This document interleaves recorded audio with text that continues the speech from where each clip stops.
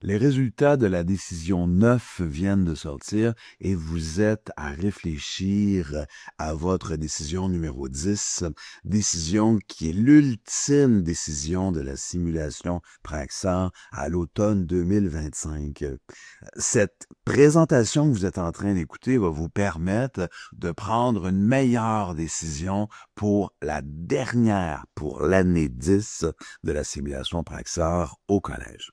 Alors, débutons sans plus tarder notre analyse. À l'année 9, il y a eu un ralentissement économique. On voit la ligne verte représente la croissance économique, puis on voit qu'on est dans le négatif, en bas de la barre des zéros ici. Il y a donc eu un ralentissement économique important et la ligne grise représente les ventes de kayak, le marché du kayak. Et on voit que le marché du kayak a complètement chuté à l'année 9. Ça arrive, il y a des années où l'économie va moins bien et où effectivement, le marché marchés de détail se porte moins bien et les ventes se mettent à baisser. La question qu'on peut se poser ici, c'est est-ce que parce qu'il y a une crise économique, est-ce que parce qu'il y a un ralentissement économique, on se met automatiquement à vendre moins de kayaks?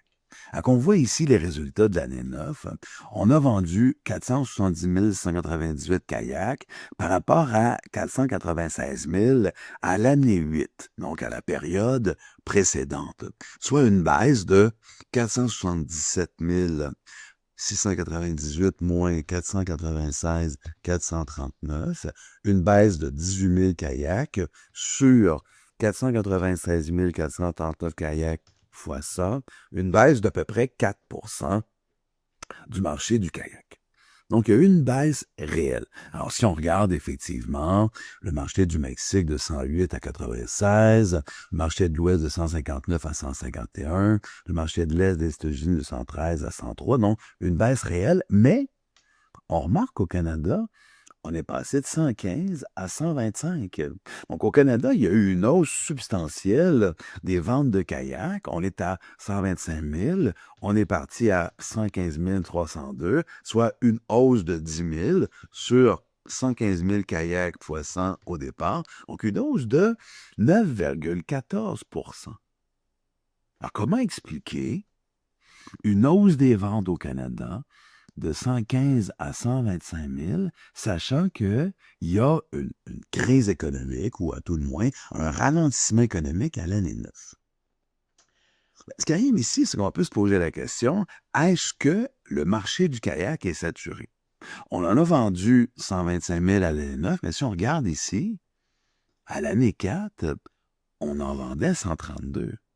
Et comme on a vu ici, à partir de l'année 5, 6, 7, 8, il y a eu croissance économique. Donc, on n'aurait jamais dû vendre moins que 132 000 kayaks dans les années 5, 6, 7, 8 et 9.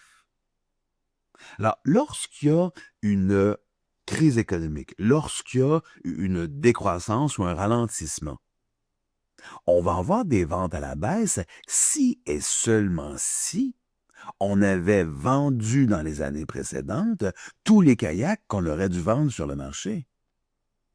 Sur le marché de l'Est, de l'Ouest ou du Mexique, on ne le sait pas. Mais sur le marché du Canada, on le voit très bien que on n'atteint certainement pas le nombre de kayaks avec 125 842 qu'on serait capable de vendre au Canada. On a déjà vendu 132. 1926, et depuis ce temps-là, il y a eu croissance économique, donc le marché a cru. Ça veut donc dire quoi? Ça veut donc dire que dans les années 5, 6, 7, 8 et 9, on ne vend pas tous les kayaks qu'on aurait dû vendre sur le marché. Alors, mettons que on serait supposé en vendre 150 000, puis qu'il y aura un ralentissement économique, puis une décroissance, mettons, de 2 on serait passé de 150 000 à, mettons, 145 000 de possibilités de vente de kayak. À 125 000, on est donc encore en bas de ce qu'on serait capable de vendre, et ce, même en situation de ralentissement économique.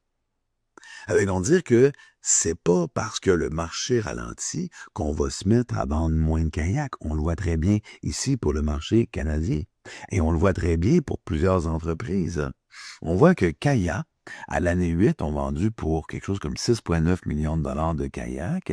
À l'année 9, 9,4 millions à peu près, pour une augmentation de 34 Linéa Kayak, Kayak, la même chose. Kayak sont passés de 7,2 millions à 8,6 millions de dollars de vente de kayak, une augmentation de 19 Comment c'est possible que toutes ces entreprises affichées à l'écran, leurs ventes de kayak entre l'année 8 et l'année 9 ont augmenté, sachant qu'à l'année 9, il y a un ralentissement économique? Il y a deux raisons. Soit que ils ont été prendre des ventes des autres entreprises de kayak. Ça peut être logique, bien sûr, comme explication. Ou soit que le marché, on n'a pas atteint la limite du marché. Donc, même s'il y a une baisse de la demande dans un marché en expansion qu'on ne comble pas, on peut vendre plus de kayaks que ce qu'on est capable de vendre l'année passée. Hein. C'est clair. On le voit ici, là. Toutes ces entreprises ont vendu à l'année 9 plus de kayaks qu'à l'année 8. Et pour plusieurs, c'est beaucoup, là. 9 19 34 de plus de kayaks pour kayak. Donc, c'est pas parce que nous sommes dans des temps incertains où il y a un ralentissement économique que, obligatoirement, on devrait produire moins parce que on va vendre moins de kayaks. Évidemment, si vous produisez moins, vous vendez moins de kayaks, vous en avez moins à vendre. Puis là, vous allez dire, une chance qu'on en a produit moins, parce qu'il y a crise. La preuve, on en a vendu moins. Ouais, mais là, t'en as vendu moins parce qu'il y a une crise, ou t'en as vendu moins parce que t'en as fabriqué moins? On voit les entreprises ici, puis il n'y en a pas une ou deux, là. Il y en a vendu plus à l'année 9 qu'à l'année 8, tout simplement parce que le marché du kayak n'est pas comblé, ni localement, ni internationalement. En parlant de vente de kayak, ça nous coûte combien vendre un kayak? On voit ici un graphique très intéressant sur les frais de vente. Les frais de vente, grosso modo, là, la majeure partie des frais, c'est les salaires des vendeurs et les commissions en fonction des ventes. On voit évidemment qu'il y a une belle croissance ici, une belle tendance à la hausse où on dit, plus on vend de kayak en termes de dollars, plus ça va nous coûter cher. Ce qui est logique, parce que prenons par exemple la commission. Si on donne une commission de 2 à des ventes de 80 millions, ça va nous coûter plus cher en commission que si on donne une commission de 2 sur des ventes de 50 millions de dollars de kayak. Ce qui est assez logique. Okay? Ce qui est intéressant ici de constater, c'est pas qu'il y a une tendance à la hausse où on dit que plus on vend de kayak, plus les frais de vente sont élevés. Ce qui est intéressant ici, c'est la superficie du cercle vert qu'on voit là. La superficie du cercle vert représente le ratio. Le ratio frais de vente, donc coût des ventes, divisé par les ventes. On voit ici que Valiska, vous voyez le cercle ici, là, il y a un ratio de 7 qui est évidemment plus gros, beaucoup plus gros que le cercle d'Aqualud, mais plus petit que le cercle de Kayak-Go. On voit Kayak-Go, oui, OK, ça leur coûte 3 millions de frais de vente par rapport à 5,5 millions pour Valiska, parce qu'évidemment, Valiska, avec leurs 79 millions de ventes nettes, c'est beaucoup plus élevé que le 30 millions, ce qui est normal. Mais ce qui est intéressant, c'est proportionnellement, est-ce que Valiska, ça leur coûte plus cher? La réponse ici, c'est non. On voit que le ratio frais de vente sur vente pour Valiska est à 7 tandis que le ratio frais de vente sur vente pour Kayak-Go est à 9,9. Ça veut dire quoi? Ça veut dire que chaque dollar de vente chez Kayak-Go nécessite un coût des ventes ou un frais de vente de 9,9 sous. Tandis que chaque dollar des ventes chez Valiska coûte 7 sous en termes de frais de vente. Et c'est pour ça que la superficie du cercle vert chez Valiska est plus petite que la superficie du cercle vert chez Kayak-Go. Maintenant, si on regarde Aqualune, on voit qu'Aqualune, ils font quand même de très bonnes ventes à 60 millions, puis leur cercle est minuscule. Ça veut dire qu'ils sont capables de faire des ventes en ayant des frais de vente qui sont vraiment très, très bas. Même chose pour Horizon. Horizon, c'est extraordinaire. Ils sont dans les 4 meilleures, plus grosses ventes de l'industrie du kayak. Mais leurs frais de vente sont quand même petits parce que le cercle vert est quand même limité. Ça veut dire quoi?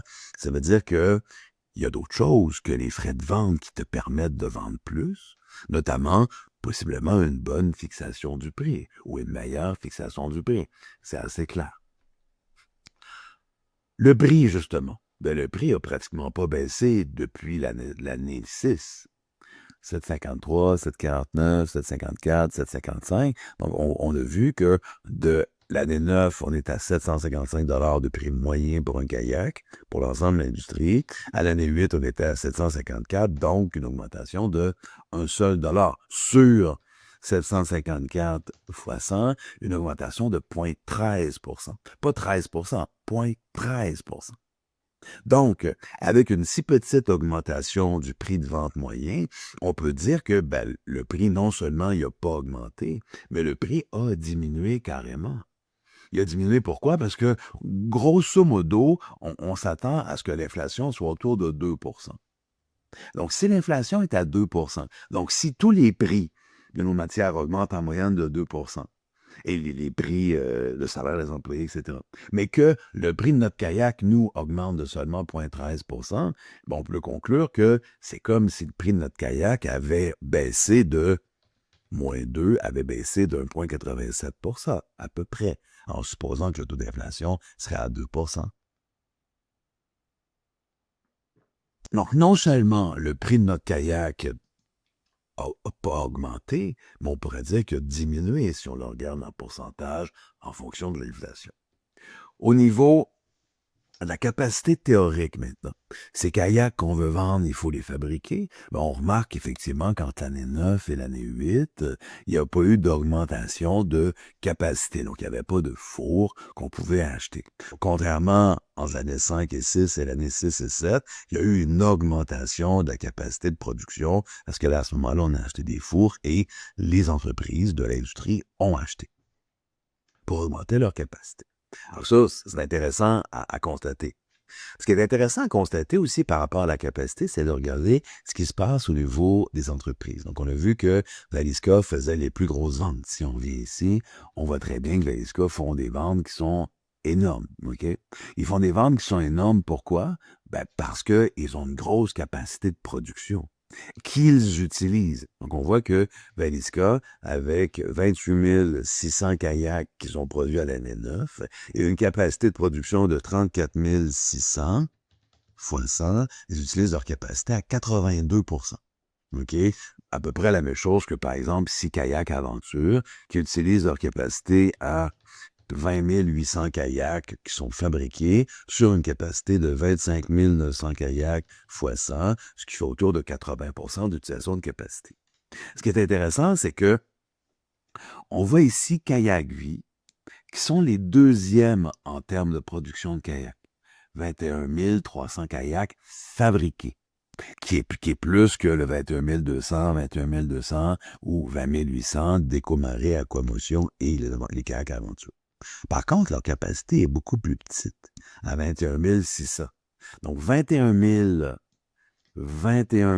300 kayaks qui sont fabriqués, divisé par 21 600 de capacité, ça leur fait un taux d'utilisation de capacité de 98,6%. Donc, Kayavi utilise pratiquement toute la capacité disponible dans leur entreprise pour fabriquer du kayak. Évidemment, s'ils fabriquent plus de kayaks, ils vont en vendre plus. Mais si leur capacité est utilisée à 98,6%, ça veut nécessairement dire qu'ils vont être obligés de payer des employés en temps supplémentaire pour atteindre ce niveau de capacité. C'est sûr, parce que ça veut dire que tu utilises toute la capacité. Si tu utilises toute la capacité et que tu supposes que tout fonctionne bien tout le temps, ben c'est une supposition qui est un peu exagérée, parce que tout ne fonctionne pas bien tout le temps dans l'entreprise. Donc, tu ne peux pas utiliser ta capacité à ce pourcentage sans générer une augmentation de coût de tes kayaks à cause du temps supplémentaire que tu vas être obligé de payer. Donc, on peut penser que Kayak Vie, parfait, il fabrique plus de kayaks, ils vont en vendre plus, c'est génial. Mais les kayaks fabriqués avec un taux d'utilisation de capacité à 98% et plus vont leur coûter plus cher à cause du temps supplémentaire qu'ils vont être obligés de payer pour pallier au fait que il va y avoir des pannes, puis ils ne pourront pas utiliser à 98% leur capacité s'il n'y a pas de temps supplémentaire. Ce qui va faire augmenter les prix, les coûts plutôt, donc diminuer les profits de l'entreprise. La capacité, elle est déterminée par la quantité d'équipement que nous avons. On l'a vu tantôt, il y avait dans les années passées, entre 5 et 6, puis entre 7 et 8, une augmentation de capacité.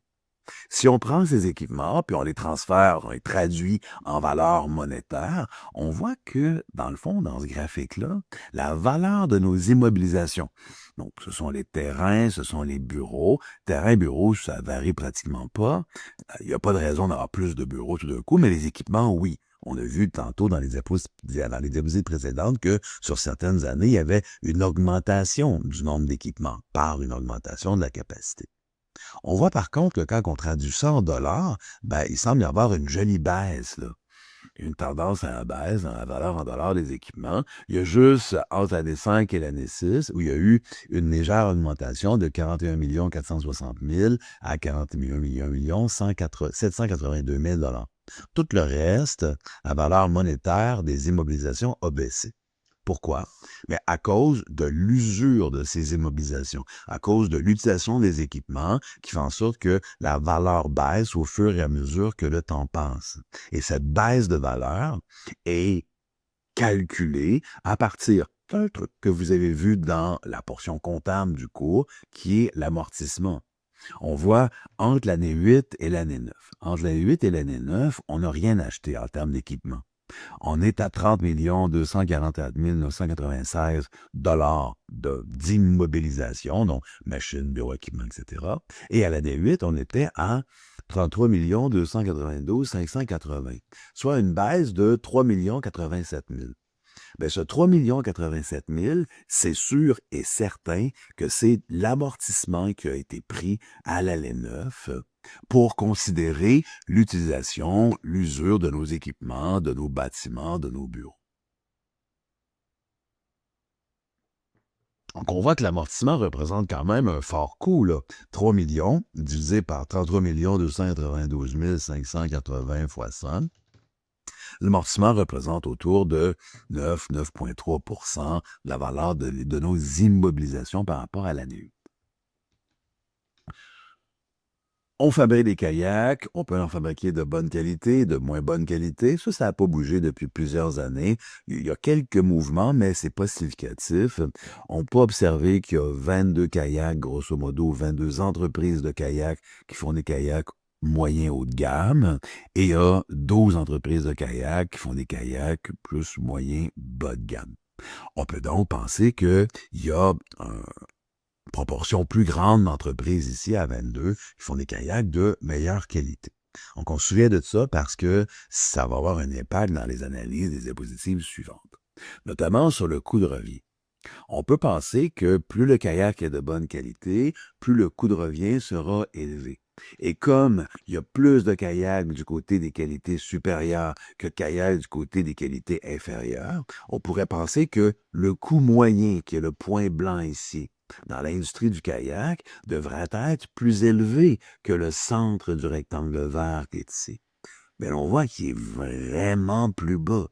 Ce qui est une bonne nouvelle, parce que ça veut dire que le coût de revient de nos kayaks est bas ou est à la baisse. On voit là la hauteur ici du point blanc, mais c'est à peu près la plus petite hauteur pour les dernières années. Donc, le coût de revient de nos kayaks, le coût de production de nos kayaks est à la baisse.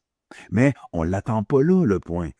On l'attend à un niveau plus supérieur parce qu'il y a un décalage des entreprises au niveau de leur qualité vers le haut de gamme plutôt que vers le bas de gamme.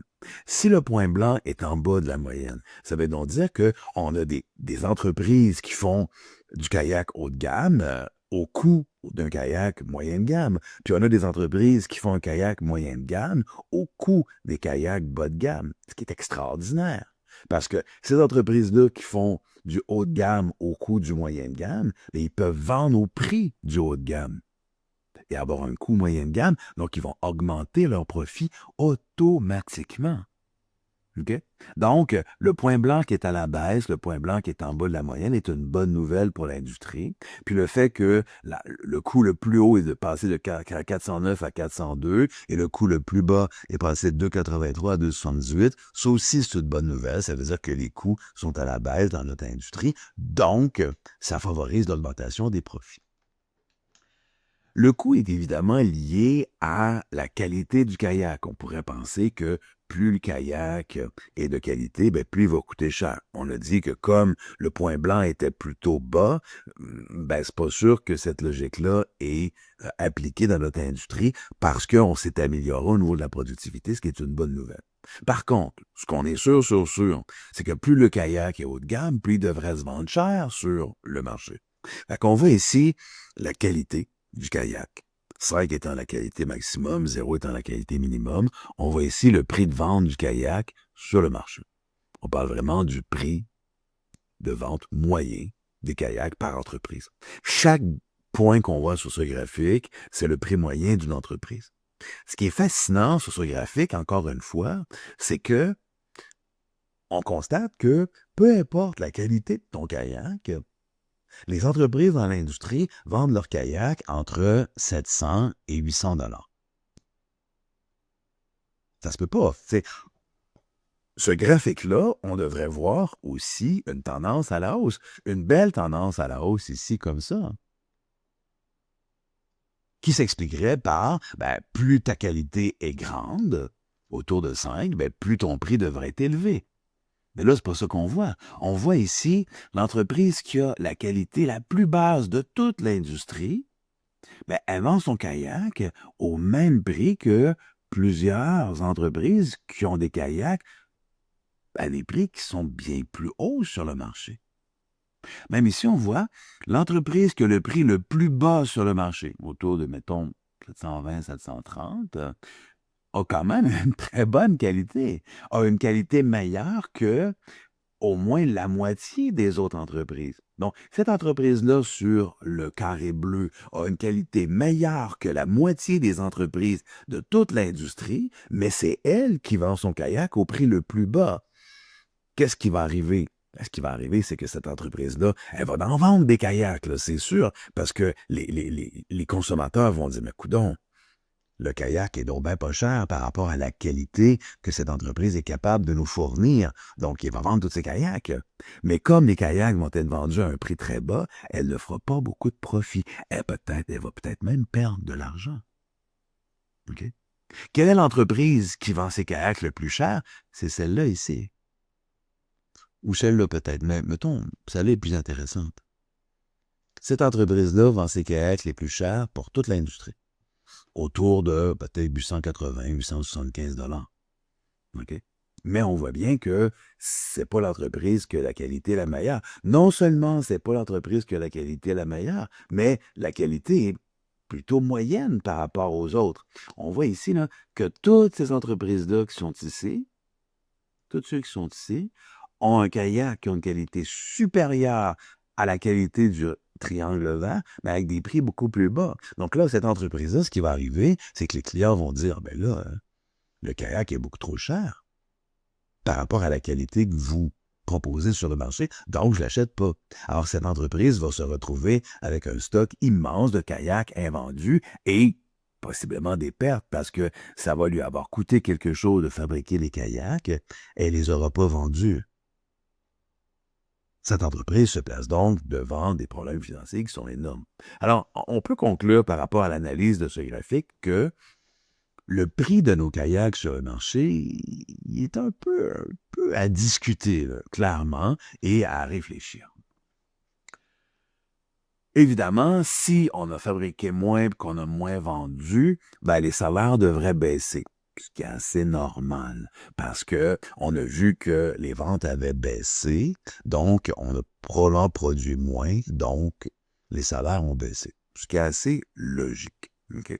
Si on regarde les salaires par rapport aux ventes, on voit ici la masse salariale, on voit ici les ventes. Donc évidemment, on observe ici une tendance à la hausse. C'est-à-dire que plus tu fais de ventes, plus tu as fabriqué de kayaks, plus tu as fabriqué de kayaks, plus tu as d'employés à payer normalement, donc ta masse salariale devrait être plus élevée. C'est pour ça que Valiska, que la plus grosse capacité, comme on l'a vu tantôt, a aussi la plus grosse masse salariale.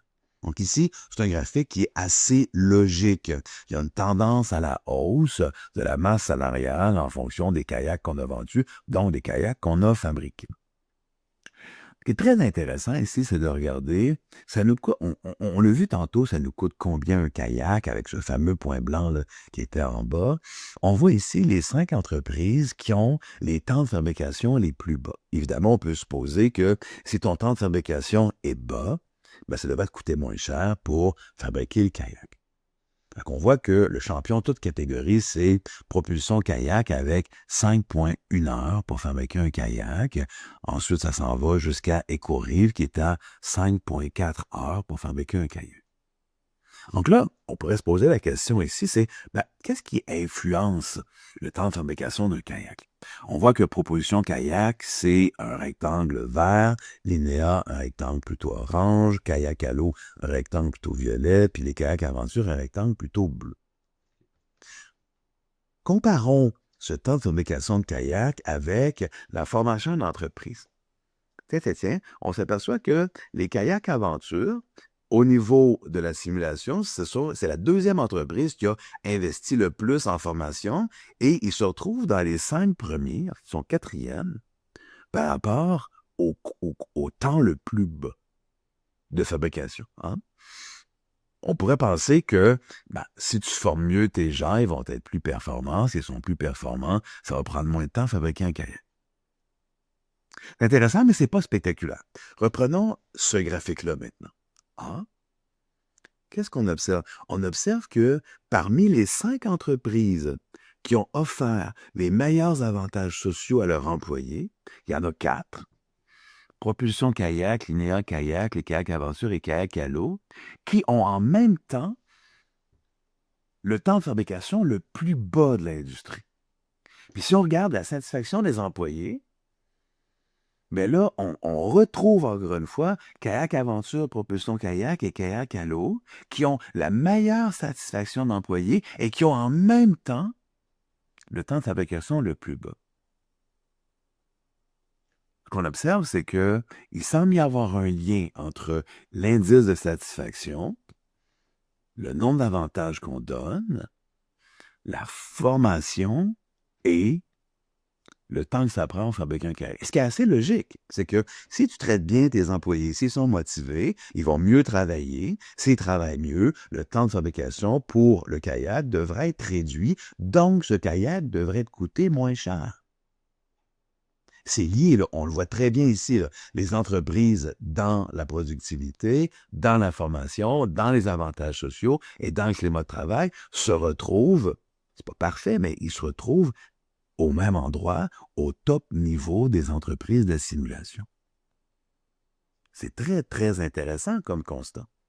Constat encore plus intéressant, c'est de regarder cette fameuse satisfaction des employés avec le profit. Parce qu'on se souvient que l'objectif, c'est faire du profit. L'entreprise doit faire du profit pour pouvoir investir à long terme et distribuer des sous, mieux payer ses employés. On peut faire ce qu'on veut avec le profit, mais la base, c'est de faire du profit. Est-ce qu'il y a un lien direct entre la satisfaction des employés et le profit? Ben là, c'est évident qu'on constate que non. Il semble y avoir un lien entre la satisfaction des employés, les avantages sociaux, la formation et le temps que ça prend pour fabriquer un kayak. Mais est-ce que cette minimisation du temps pour fabriquer un kayak a automatiquement un lien avec le profit? Non. On le voit ici. Là. Il y a des entreprises comme Kayak Aventure où les employés sont très satisfaits à 84% et qui font un bon profit. Il y a une entreprise comme Éco-Marée où ses employés sont bien satisfaits à 76% avec un excellent profit. Mais tu as aussi une entreprise comme Aquamotion où les employés sont très heureux mais le profit ne semble pas au rendez-vous. Ou bien l'entreprise comme ODA, où les employés sont quand même très heureux et le profit n'est pas au rendez-vous. Pourquoi? Parce qu'il y a d'autres facteurs qui vont venir influencer le profit, notamment le prix. Donc, si on focus sur le coût, c'est un facteur très intéressant pour augmenter le profit, mais il y a l'autre facteur aussi, c'est un prix bien fixé. Et on l'a vu dans cette diapo, on pourrait penser que le prix pour plusieurs entreprises de kayak, il n'est pas bien fixé. Il est soit trop bas, comme une entreprise qui est rectangle bleu, ou bien trop haut, comme l'entreprise du triangle vert ici, ou comme l'autre entreprise du triangle vert, c'est clair que son prix est probablement trop haut par rapport à ce qui se fait ailleurs dans l'industrie. Donc, la satisfaction des employés a une influence sur les profits par la réduction du temps pour fabriquer un kayak, mais ce n'est pas suffisant pour augmenter nos profits parce qu'il y a la dimension prix du kayak qui rentre en ligne de compte. Ce qui coûte cher, évidemment, aussi, c'est le stock. Là, on voit qu'on a un record de stock à l'année 9. On pourrait se dire, ben là, il y a des entreprises qui pensaient vendre, mais il y a une crise économique, qui n'ont pas vendu, donc effectivement, le stock a augmenté. Puis le stock a augmenté de façon significative. Si on regarde le détail par entreprise, on voit que ces entreprises ont quand même beaucoup de stock. Si on regarde les 4 premières, 15 406 kayaks pour Kayak en stock, 7 921 kayaks pour Valiska, 7 776 pour Kayak Nordique et 7 191 pour Kayak Vie. Ces 4 entreprises sont responsables de 38 294 kayaks en inventaire à la fin de l'année 9, sur un total de 55 478 kayaks en inventaire pour l'ensemble de l'industrie. Ces 4 entreprises sont donc responsables de 69 % de tout le stock de l'industrie. Donc, 4 entreprises sur 35 entreprises sont responsables de 69 % du kayak. Ce qui veut donc dire que la majorité des autres entreprises, ils n'ont quand même pas beaucoup de stock. Là. C'est assez raisonnable. À part les entreprises qu'on voit là, où Écorive a 2530 kayaks, toutes les autres entreprises ont beaucoup moins de kayaks en inventaire. Donc, il faut faire attention, évidemment, au kayak en inventaire. Ça nous coûte quelque chose, ça augmente les coûts, ça baisse les profits. Puis surtout, c'est un indicateur qui dit que notre prix n'est pas bien fixé. Parce que s'il te reste 15 000 kayaks en inventaire, ça veut dire que le prix peut-être trop élevé pour l'industrie. On devrait baisser notre prix pour pouvoir vendre plus de kayaks ou à tout le moins écouler les kayaks que nous avons déjà en inventaire. On voit qu'à l'année 9, les performances sont au rendez-vous, et ce, même s'il y a un ralentissement économique avec des profits d'1,6 million, on voit ici, là, pour 2 entreprises, Linéa Kayak et Kayak Aventure. Félicitations. Okay. Donc, il y a quand même plusieurs entreprises qui font des profits bien au-dessus d'1 million, même en situation de crise économique ou de ralentissement économique. Ce qui revient à dire la même chose que j'ai dit tantôt, c'est pas parce qu'il y a une crise économique qu'on peut pas tirer notre épingle du jeu, surtout si le marché du kayak n'est pas saturé. Okay. Donc, l'actif moins le passif est en augmentation. Très bonne nouvelle. On se souvient que l'actif, c'est l'argent que nous avons cash ou pratiquement cash à la banque. On appelle des liquidités ou des quasi-liquidités. Le passif, c'est les dettes que nous avons.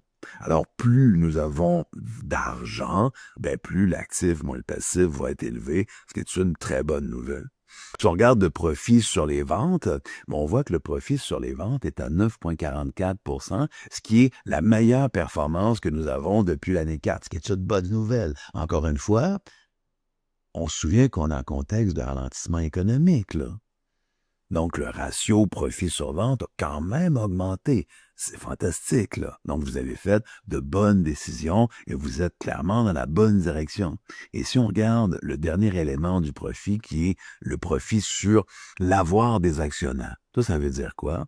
L'année 9, on est à 14,46. Ça veut dire que si l'actionnaire a mis 1 $ en investissement dans notre entreprise, ça lui a rapporté à l'année 9 14 sous,46. Ce qui est génial, là, c'est une très bonne performance, c'est bien. Trouvez-moi un investissement qui donne du 14,46 % de façon constante et je vais être aux oiseaux, là, je vais être extrêmement content. Sauf que le 14,46 qu'on voit là, c'est la performance la plus faible depuis l'année 4. Non seulement c'est la performance la plus faible depuis l'année 4, mais on voit ici une tendance à la baisse dans les rendements. On était à 21,84 à l'année 4. Sur 17, 16, 16, 14, 93, 14, 46. Et là, les actionnaires ne seront pas contents. C'est clair. Les actionnaires vont dire, écoute, j'ai investi dans ton entreprise. 14,46, c'est bon, là. Sauf que je faisais du 21,84 à l'année 4. Tu as donc prouvé que tu es capable de faire 21,84 de rendement. Et moi, l'actionnaire, c'est ce que je veux. J'ai investi chez toi pour avoir du rendement. 14,46, c'est bon, mais c'est insuffisant par rapport à ce que tu faisais. Si on était en contexte réel, avec une baisse des rendements sur plusieurs années comme ça, la stabilité de l'emploi des membres de la direction serait clairement à risque, là. Parce qu'on pourrait dire, ben là, est-ce que tu es vraiment capable d'améliorer les choses? Parce qu'à 14,46 je constate que le rendement a encore diminué, ce qui n'est pas une bonne nouvelle. Okay? Mais, de façon générale, on est content de notre année 9. Parce qu'à l'année 9, on a vendu quand même de bonnes quantités de kayaks, on a augmenté les profits malgré que nous sommes en situation de ralentissement économique. Maintenant, à partir de l'ensemble de ces discussions, à partir de l'ensemble de ces idées, c'est à vous à prendre votre décision pour l'année 10, pour finir cette simulation en beauté, afin d'améliorer vos performances, et ça, peu importe où vous êtes classé dans la simulation à l'année 9, c'est à l'année 10 que tout va jouer pour plusieurs. Alors, félicitations pour votre bon résultat à l'année 9, et on attend des résultats encore meilleurs pour l'année 10.